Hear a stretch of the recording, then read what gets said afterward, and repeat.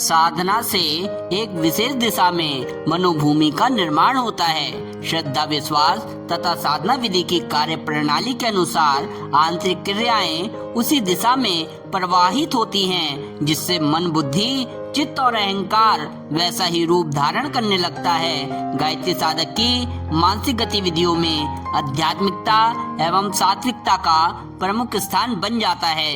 इसलिए जागृत अवस्था की भांति स्वप्न अवस्था में भी उसकी क्रियाशीलता सारगर्भित ही होती है और उसे प्राय सार्थक स्वप्न ही आते हैं। निरर्थक स्वप्न अत्यंत अपूर्ण होते हैं। उनमें केवल किसी बात की छोटी सी झांकी होती है, फिर तुरंत उनका तारतम्य बिगड़ जाता है। जबकि सार्थक स्वप्न कुछ विशेषता लिए हुए होते हैं। उनमें कुछ विचित्रता, नवीनता, घटनाक्रम और प्रभाव उत्पादक क्षमता होती है। उन्हें देखकर मन में भय, शोक, चिंता, क्रोध, हर्ष, विषाद, लोभ, मोह आदि के भाव उत्पन्न होते हैं। निद्रा त्याग देने पर भी उनकी छाप मन पर बनी रहती है और चित्त में बार बार ये जिज्ञासा उत्पन्न होती है कि इस सपने का अर्थ क्या है। साधकों के सार्थक सपने को 4 भागों में विभक्त किया जा सकता है। पहला है पूर्व संचित कुसंस्कारों का निष्कासन, दूसरा है श्रेष्ठ तत्वों की स्थापना का प्रकटीकरण, तीसरा है भविष्य संभावनाओं का पूर्वाभास और चौथा है दिव्य दर्शन। इन 4 श्रेणियों के अंतर्गत विविध प्रकार के सभी सार्थक स्वप्न आ जाते हैं। पहला है कुसंस्कारों का निष्कासन। कुसंस्कारों को नष्ट करने वाले स्वप्न पूर्व संचित कुसंस्कारों के निष्कासन में इसलिए होते हैं कि गायत्री साधना द्वारा आध्यात्मिक नए तत्वों की वृद्धि साधक के अंतःकरण में हो जाती है। जहाँ तक वस्तु रखी जाती है वहाँ से दूसरी को हटाना पड़ता है। गिलास में अगर पानी भरा जाए तो उसमें पहले से भरी हुई वायु को हटाना पड़ेगा।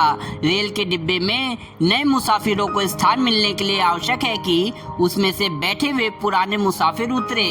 दिन का प्रकाश आने पर अंधकार को भागना ही पड़ता है। इसी प्रकार गायत्री साधक के अंतर जगत में जिन दिव्य तत्वों की वृद्धि होती है उन सुसंस्कारों के लिए स्थान नियुक्त होने से पूर्व कुसंस्कारों का निष्कासन स्वाभाविक है।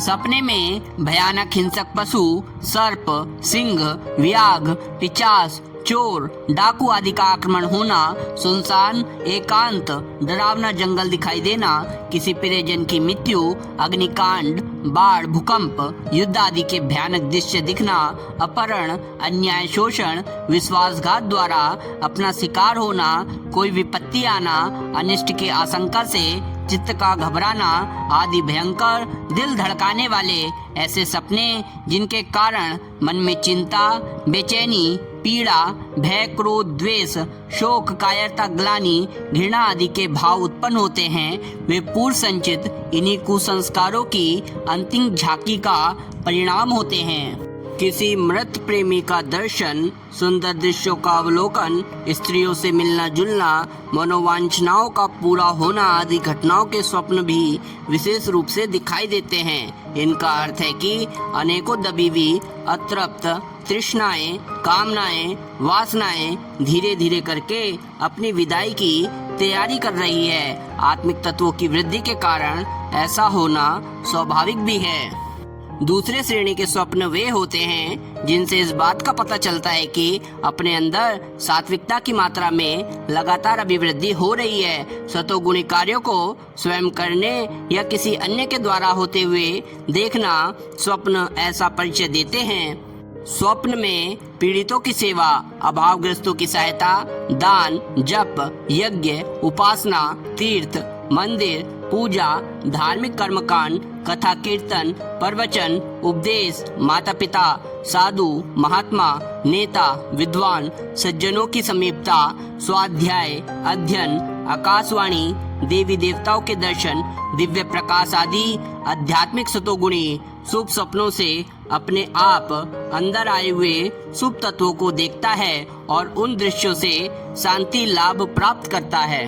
तीसरे प्रकार के स्वप्न भविष्य में होने वाली किन्हीं घटनाओं की ओर संकेत करते हैं। प्रातःकाल सूर्योदय से 1-2 घंटे पूर्व देखे गए स्वप्न में सच्चाई का बहुत अंश होता है। ब्रह्म मुहूर्त में एक तो साधक का मस्तिष्क निर्मल होता है, दूसरे प्रकृति के अंतराल का कोलाहल भी रात्रि की स्तब्धता के कारण बहुत अंशों में शांत हो जाता है।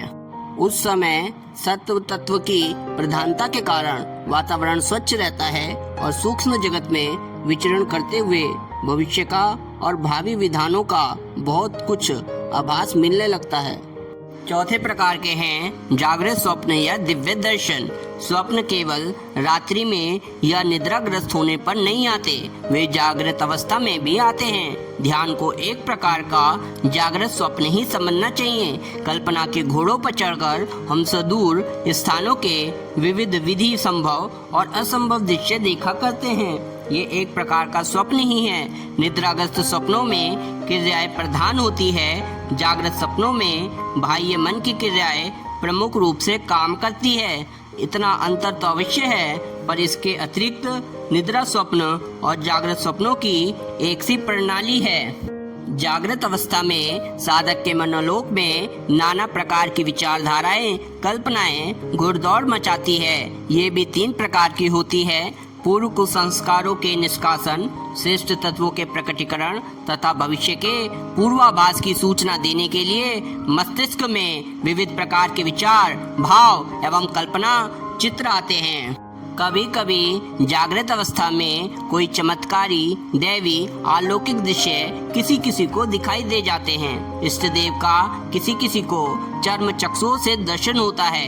कोई कोई भूत प्रेतों को प्रत्यक्ष देखते हैं। किन्हीं किन्हीं को दूसरों के चेहरे पर तेजोवल्य और मनोगत भाव का आकार भी दिखाई देता है, जिसके आधार पर वह दूसरों के आंतरिक स्थिति को पहचान लेता है।